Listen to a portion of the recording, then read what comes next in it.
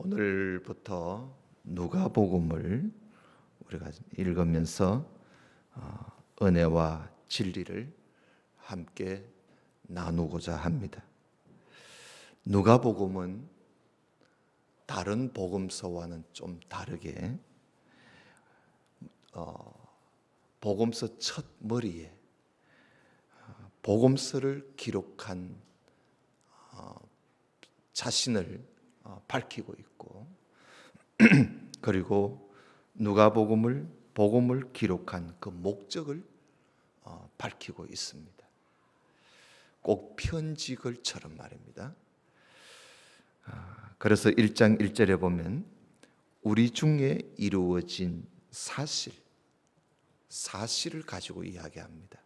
사실에 대하여 처음부터 말씀의 목격자 되고 일꾼된 자들의 전하여 준 그대로 내력을 저술하려고 붓을 든 사람, 펜을 든 사람들이 많았다 그럽니다.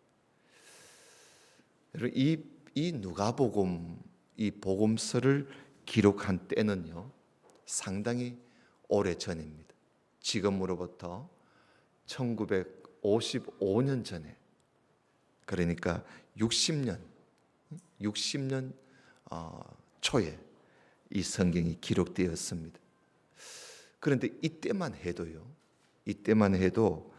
오늘 여기 2절 말씀을 보면 예수님과 함께 있던 그 제자들, 그리고 또 그 외에 또 예수님을 따르던 많은 사람들이 있었겠지요.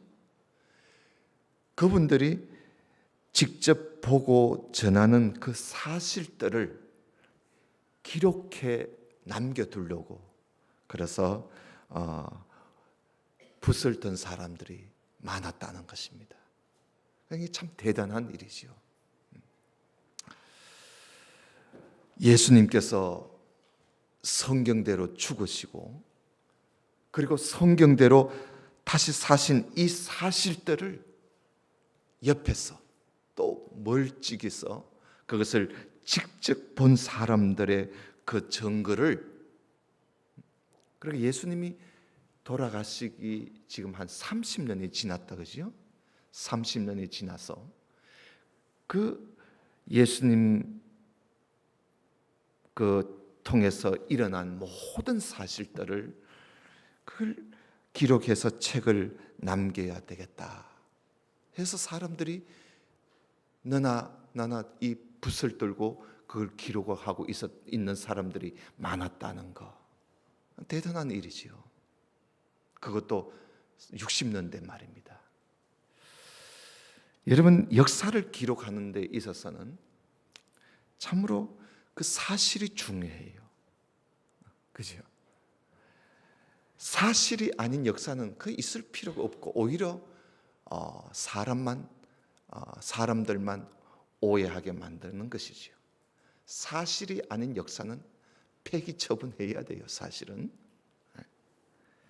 이루어진 사실을 그대로 기록한다는 거, 그게 참 중요한 겁니다. 가끔씩 그 역대 대통령이 퇴직을 하면 자서전을 써서 내놓는 경우가 많이 있습니다. 저는 그런 자서전은 잘 읽지를 않습니다만 그것을 읽은 사람들의 논평을 들어보면 그 대통령이 집권할 동안에 있었던 그 사실을 그대로 기록하기보다는 온통 자기의 업적만 늘어놓고 자화자찬, 그래서 자기 자랑만 가득히 기록해서 그걸 자서전이라고 내놓습니다. 이런 것은 차라리 내놓지 않는 게 좋아요. 엄밀하게 따지면 이것이 역사의 사실을 자칫하면 곡해하는, 역사적인 사실을 파묻어버리는 그런 위험이 있기 때문에 사실에 근거되지 않는 그런 자서전, 그런 역사는 사실 소용이 없는 것이죠. 성경을 읽어보면요, 여러분들도 저와 함께 성경을 처음부터 끝까지도 살펴보았고 지금도 그렇게 보고 있습니다만은, 또 여러분들께서 또 제 설교를 또 근 10년 동안 들었다, 그지요? 들으면서 여러분들의 생각이 성경은 곧 역사 이야기구나 하는 걸 많이들 느끼게 될 것입니다. 사실 성경은 역사 이야기입니다. 이스라엘 백성들의 역사 이야기가 구약이고요. 그리고 또 그 복음이 이방인들에게 전해져서 복음이 전파된 그 역사 이야기가 바로 신약 아닙니까? 성경의 역사는 정말 사실 그대로를 기록하고 있습니다. 성경을 기록한 이 저자, 성경을 기록한 저자도요, 자기의 그 실수와 허물과 자기의 그 치부, 자기의 그 부끄러움도 조금도 숨기지 않고 그대로 기록을 하고 있습니다. 물론 성령의 감동으로 의해서 기록하고 있기 때문에 감출 수가 없는 것이지요. 그대로 드러내고 있습니다. 성경이야말로 정말 올바른 역사서라고 할 수가 있지요. 이 누가복음은 누가라는 사람이 성령의 감동을 입어서 기록을 한 복음서입니다. 그는 예수님의 12 제자에 들어있지 않습니다. 예수님의 12 제자가 아니에요. 그는 이방인이에요. 성경 66권 중에서 이방인인 사람이 성경을 기록한 경우는 딱 2권밖에 없습니다. 누가복음과 사도행전인데 그 2권을 쓴 사람은 한 사람입니다. 바로 누가입니다. 이 누가는 안디옥 사람으로, 이방인으로서 직업은 의사입니다. 그런 그가 예수님을 믿게 된 것은 사도 바울을 만나고부터 예수님을 믿게 된 것입니다. 사도 바울을 만나고부터 그는 의사의 일을 하면서 바울의 그 선교 활동에 헌신합니다.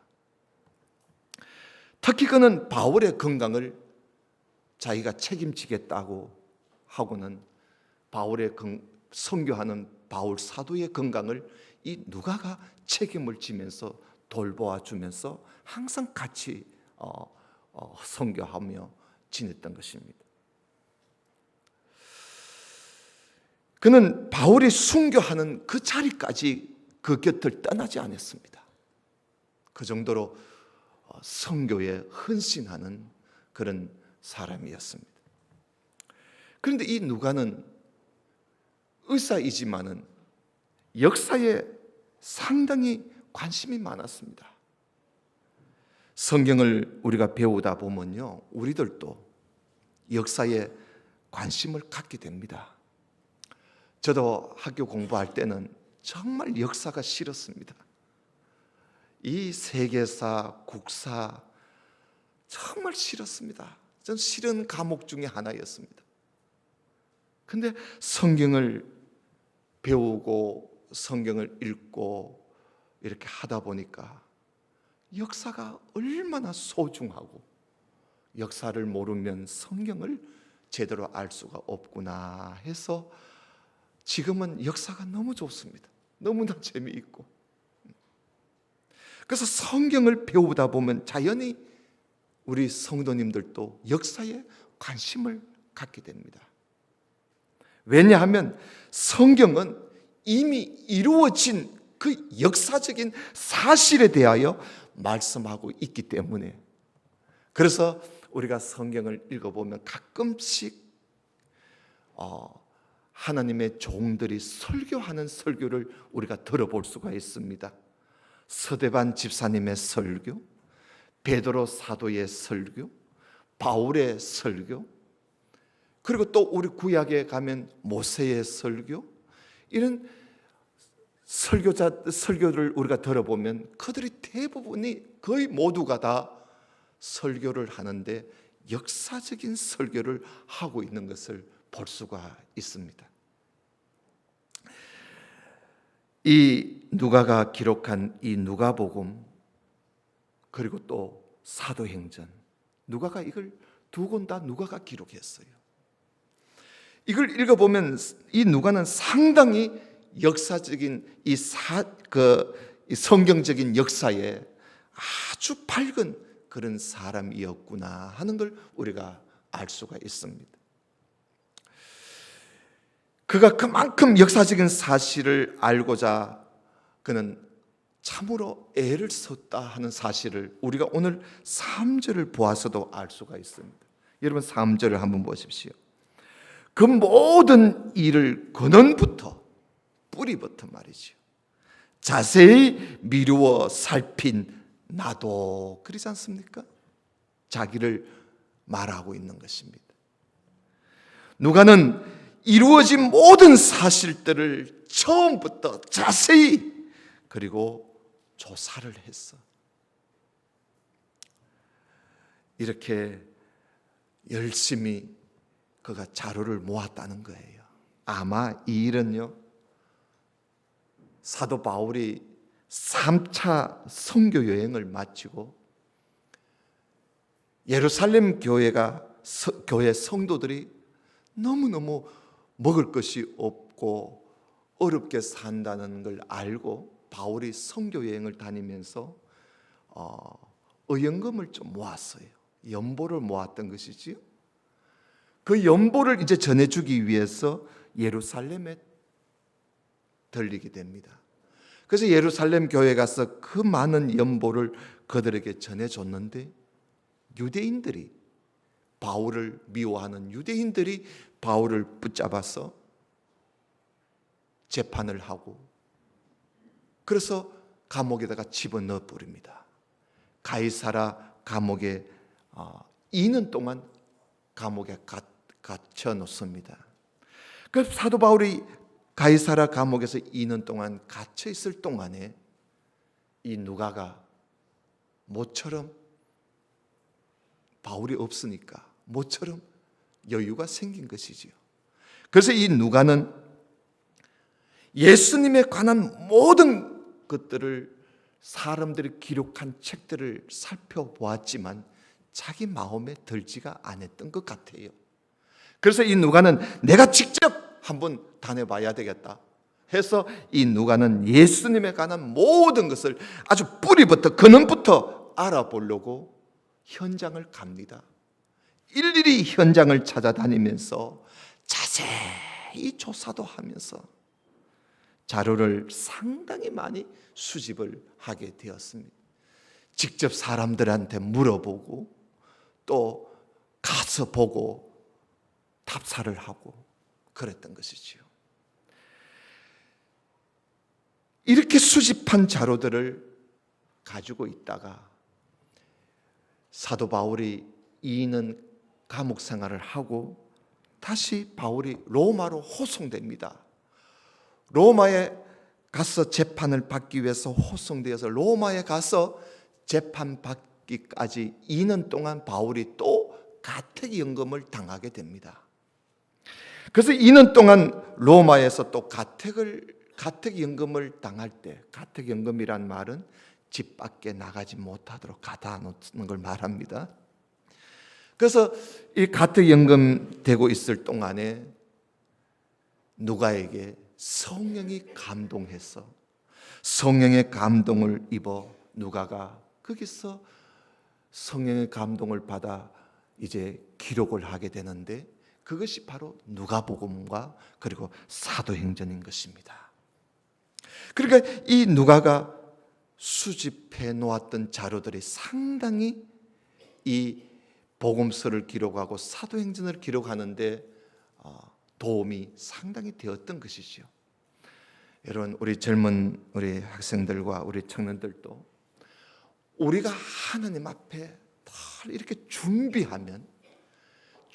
놓으면 하나님은 반드시 서신다는 사실을 우리는 오늘 이 누가를 통해서 또 한번 확신을 할 수가 있게 됩니다. 그래서 이 누가는 이 복음서를 기록하면서 이 복음서에 그가 왜 이것을 기록했는지를 그는 여기서 이야기하고 있어요. 3절을 다시 한번 볼까요? 그 모든 일을 근원부터 자세히 미루어 살핀 나도, 그러니까 자세히 조사했다 이 말이죠.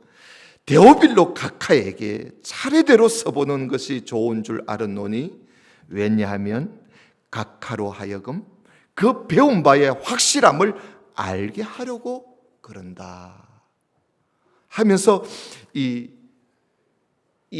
복음서를 기록하는 동기, 목적을 누가가 밝히고 있습니다. 요즘은 뭐 대통령을 보고 각하라고 그렇게 잘 부르지를 않지요.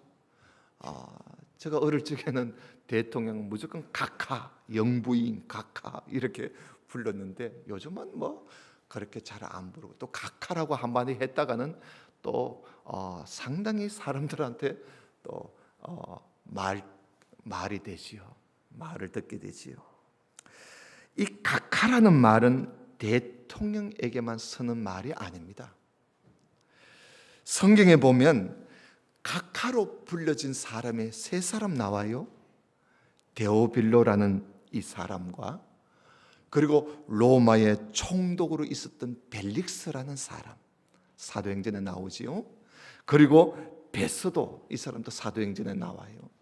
이 세 사람은 모두 다 대통령도 아니고 황제도 아니에요. 이 세 사람은 다 로마의 행정장관 내지 총독들이에요. 그들을 보고 각하라고 불렀던 것이죠. 여기 나오는 데오빌로, 이 사람은 아마 로마의 고위 관리에 있는 그런 사람인 것 같습니다. 이 사람이 로마의 고위 관리로 있으면서 이 사람이 기독교로 개종을 했어요. 기독교로. 그래서 이 데오빌라라는 사람의 그 이름만 봐도요, 아마 기독교로 개종하면서 이름을 바꾼 것 같아요. 그 이름이 너무 좋아요. 하나님을 사랑하는 자, 그런 뜻이거든요. 데오빌로, 하나님을 사랑하는 자. 그래서 이 사람이 예수 그리스도를 이제 믿고 예수 그리스도에 관하여서 많은 것을 배워서 알고 있었습니다. 그러나 이 누가가 볼 때는 그게 만족하지가 않는 거예요. 이 데오빌로, 이 각하가 예수 그리스도에 관해서 좀 처음부터 아주 근원부터 차례대로 알아야 하는데 그게 좀 부족하다는 걸 느꼈던 것이지요. 그래서 뭐 다른 책들도 있지만 그것 또한 만족 주지를 못하고, 그래서 이 누가가 자기가 붓을 들게 된 것입니다. 그래서 이 데오빌로 각하가 듣고 배운 것들이 이게 틀림없다, 이게 분명하다, 당신의 그 믿는 바가 틀림없다, 당신의 그 아는 바가 틀림없다 하는 사실을 그가 더 확신시켜주고 싶어서, 그래서 누가가 붓을 들게 된 겁니다. 그래서 이 누가는 예수 그리스도에 관하여 이 모든 일들을 차례대로 다 써보내는 것이 좋겠다 생각을 하고 기록한 것이 바로 오늘 우리가 보는 이 누가복음과 그리고 사도행전입니다. 자, 이 정도면 여러분, 우리가 이 두 책만 우리가 잘 봐도 예수 그리스도에 관해서 우리가 아는 바를 더 확실히 할 수가 있겠구나 하는 걸 여러분들이 이제 생각이 들 것입니다. 이제 우리는 이 두 책을 이제 앞으로 읽어보겠는데요. 이 누가복음에는 예수 그리스도의 그 선구자 세례 요한이지요. 세례 요한의 이야기부터 시작합니다. 시작해서 예수 그리스도께서 탄생하시고 어린 시절 이야기, 그리고 복음을 전파하시고 십자가에 죽으시고 그리고 부활하신 이 일들이 차례대로 다 기록되어 있습니다. 그리고 사도행전에는 예수님이 또 하늘로 올라가신 성천하심과 그리고 또 그 후에 오순절날 성령이 내려오신 성령 강림과 함께 또 사도들의 복음을 널리 전파한 복음이 전파된 그 이야기가 차례대로 기록되어 있습니다. 이렇게 하다 보니까 이 누가복음에는요, 누가가 그렇게 쫙 모든 걸 차례대로 기록하다 보니까 누가복음에는요, 다른 마태복음, 마가복음, 요한복음에는 없는 이야기가 누가복음에 상당히 많습니다. 한 30가지 넘게 있어요. 30가지 넘게.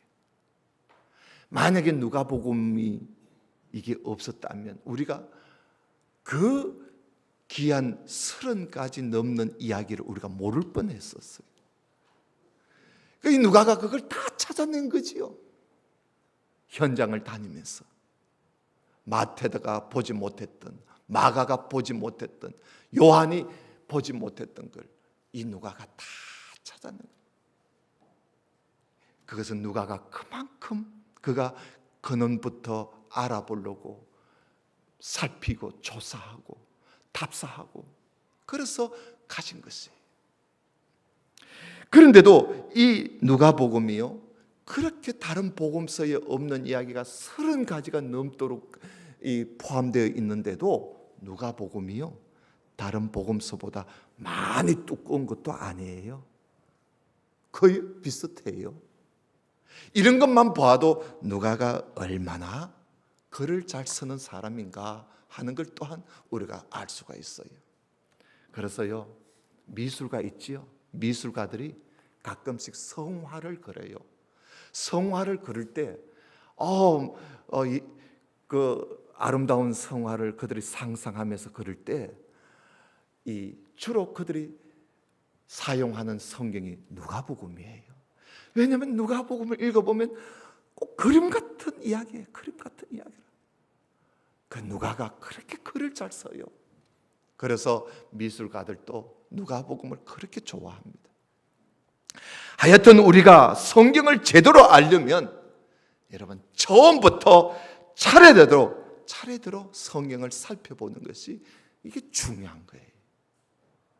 성경을 여기저기 내 취향에 맞는 말씀만 여기저기 찾아보게 되면요, 성경을 기록하신 그 원저자이신 하나님의 그 마음을 제대로 읽을 수가 없어요. 제대로 읽을 수가 없어요. 자기 마음에 맞는, 자기 취향에만 맞는 성경을 보게 되면요, 자기에게는 위로가 될는지 몰라도, 자기에게는 기쁨이 될는지 몰라도 하나님의 마음을 모르게 됩니다. 여러분, 하나님의 마음을 모르면 무슨 소용이 있겠어요? 그 성경이 나의 어떤 즐거움을 주기 위한 성경이 되어서는 안 돼요. 하나님의 뜻을 알고 하나님의 뜻을 이루어 드리기 위한 그런 책이 되어야 되는 거예요. 그래서 성경을 읽을 때는 내 중심에 맞추어서 읽지 말고 하나님의 중심에 맞추어서 성경을 읽고 이해해야 우리가 하나님의 뜻을 이루어 하나님을 기쁘시게 해드리는 그런 성도가 되는 것입니다. 성경을 처음부터 보면서 어느 한 부분만 볼 것이 아니라 성경을 보면서 우리가 그렇잖아요. 어디 여행을 가면 맨날 똑같은 것만 보지 않잖아요. 산도 보고 골짜기도 보고 어두운 곳도 보고 잘 사는 곳도 보듯이 말입니다. 우리가 성경 안에는 산도 있고 골짜기도 있고 강도 있어요. 평지도 있어요. 그런 모든 것들을 다 봐야 돼요. 그래서 성경을 처음부터 끝까지 창세기부터 요한계시록까지 우리가 다 살펴보아야 하나님의 그 진정한 마음을 우리가 이해를 할 수가 있는 것입니다. 누가가 그렇게 했어요. 주일 낮과 주일 오후 예배 시간만이라도 여러분 빠지지 마시고, 주일날 오전 오후만이라도 잘 참석만 해도요, 성경을 처음부터 끝까지 차례대로 다 듣는데 상당히 도움이 됩니다. 상당히 도움이 돼요. 우리는 예수 그리스도에 대해서 배운 바를 확실하게 알고 있어야 돼요. 확실하게 알고 있어야 돼요. 성경을 수박 겉핥기식으로 대충 그런 거야? 이런 식으로 알면 안 돼요. 확실하게 알아야 돼요. 그렇지 않으면요, 우리 신앙이, 우리 믿음이 자라나지를 않아요. 자라나지를. 오늘 설교 제목이 디모데후서 3장에 있는 말씀인데요, 배우고 확실한 일에 거하라. 사도 바울이 이야기한 거예요. 디모데후서 3장에 보면요, 말세의 때가 온다고 바울이 예언을 해요. 말세에는 고통받는 때가 온다 그래요. 말세에 고통하는 때가 온다. 그때는 경건하게 살고자 하는 사람, 정말 믿음을 가지고 경건하게 살고자 하는 이 그리스도인들에게는 핍박이 있을 것이라고 바울이 예언을 해요.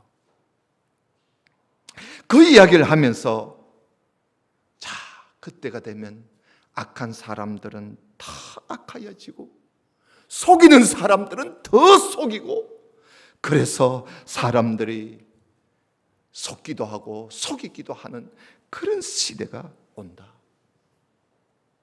자, 그러면 우리는 그때 우리 성도들은 어떻게 해야 하나?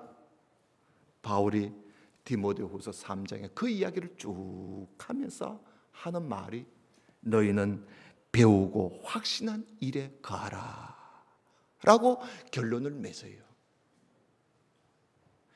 누구에게 성경을 배운 것을 분명히 알고 확신하라고 그렇게 이야기해요. 왜냐하면 우리에게 구원에 이르도록 지혜를 주는 것은 성경밖에 없어요. 성경밖에 없어요. 로마서 10장에 보면요, 믿음은, 우리의 이 믿음은 들음에서 믿음이 난다 그랬어요. 그럼 뭘 듣느냐? 들음은 하나님의 말씀을 듣는다 그랬어요. 결국은 뭐예요? 하나님 말씀을 들음으로 우리의 믿음이 자라난다는 것입니다. 성령을 모시고 사는 우리들은요, 성령이 이 땅에서 하신 일 중에 가장 위대한 일이 뭔지 아십니까? 성령이 성경을 기록했다는 사실입니다. 성령이 성경을 기록했어요. 사람들에게 감동을 주어서 성경을 기록한 거예요. 그게 성령이 하신 일 중에 가장 위대한 일 아니겠어요? 그래서 성령을 가지고 사도 요한은 성령을 보고 뭐라 그러지요? 진리의 영이라 그러잖아요. 진리의 영.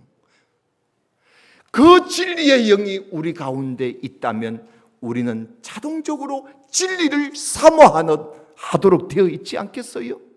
우리 속에 쾌락의 영이 들어와 있다면 우리는 맨날 쾌락을 관심에 있을 것이고, 우리에게 돈의 영이 들어와 있다면 우리는 늘 돈에만 관심이 있겠지요? 진리의 영이 우리 가운데 있다면 우리의 관심은 진리잖아요. 그래서 그리스도인들이 말씀에 관심을 가지고 말씀에 귀를 기울인 이유는 내 속에 성령이, 진리의 영이 계시기 때문에, 진리의 영이 나를 진리를 사모하도록, 진리에 갈급하도록 그렇게 우리를 이끌어 주신단 말이에요. 그래서 우리가 설교를 잘 듣기만 해도요, 믿음이 자라납니다. 믿음이 자라나요. 여러분 어디 가서 웃기는 소리 안만 들어보세요. 믿음이 자라나는가? 이 자리에서 웃기는 시사 이야기나 한다고 하면 여러분 믿음 자라나겠어요? 성경 말씀을 여러분들에게 들려줄 때 여러분들이 귀담아 들었게 되면 나도 모르게 가랑비에 옷 젖듯이 나도 모르게 믿음이 자라나게 되는 것입니다. 졸음 앞에는 장사가 없다는 말이 있습니다. 하지만 설교 시간만큼은 졸지 않도록 여러분 많이 기도하시고 노력하십시오. 노력을 하셔야 됩니다. 설교 시간에 졸지 않도록 도와달라고 하나님 앞에 기도를 많이 하세요. 설교자가 설교를 하면 그 설교자를 다 주목해서 보시고 또 성경을 보자 하면 성경을 찾아보시고 그러다가 은혜를 받고 깨달은 것이 있으면 성경에다가 기록도 하면서 가장 말씀을 사모하는 마음 가지고 가장 재미있게 듣는 그런 심정으로 말씀을 들으면 여러분 절대로 악한 영이 우리에게 졸음을 가져다 주지를 못합니다. 왜냐하면 성령이 악한 영보다 더 강한 성령이 우리 가운데 역사하기 때문입니다. 그러나 설교를 시작하면 딱 눈을 감고 음악을 감상하듯이 눈을 감고 있으면 얼마 지나지 않아서 5분도 가지 않아서 서르륵 잠이 옵니다. 졸음이 오도록 되어 있습니다. 눈을 감고 설교를 들으려고 하지 마십시오. 제가 노래를 부르는 것 아니지 않습니까? 음악 감상하는 시간이 아니지 않습니까? 하나님 말씀 듣는 시간에는 눈을 감지 마시고 성경을 보시고 설교자를 보시고 그래서 졸음을 찾아오지 못하도록 내가 눈을 감는다는 사실은 이미 졸음을 부르는 행위밖에 더 되겠습니까? 나에게 졸음을 주십시오 하고 부르는 그런 행위가 되는 것입니다. 오늘 누가복음을 시작하면서 서론적으로 누가가 그만큼 성도가 배운 바를 확실하게 분명하게 하게 하려고 이 복음서를 썼다는 사실입니다. 그렇다면 여러분 우리 성도님들도 이 성경을 통해서 우리의 믿음이 나의 믿음이 내가 아는 바가 분명하도록 확실하도록 우리가 더 열심히 이 말씀을 경청하시고 배워서 그래서 배우고 확신한데 이르는 우리 모든 성도가 되시기를 주님 이름으로 축원합니다. 기도드립시다. 하나님 아버지 감사합니다. 누가가 데오빌로에게 그가 예수 그리스도를 믿고 배운 바를 더 확실하게 분명하게 해주기 위하여 성령께서 누가에게 감동을 주어서 이 말씀을 기록해서 그의 믿음을 분명하게 했던 사실을 우리가 오늘 함께 나누었습니다. 이렇게 하나님께서는 우리가 아는 바를 확실하기를 바라시고 분명하게 알기를 바라시는 하나님이심을 우리가 알고 아는 바를 더 확실하게 배운 바를 더 분명하게 확신을 하고 예수 그리스도를 믿음으로 우리의 믿음이 정말 사람들이 보고도 느낄 만큼 우리의 믿음이 성장해 가는 그런 우리 성도가 다 되도록 복을 내려 주시옵소서. 예수님 이름으로 기도드리옵나이다. 아멘.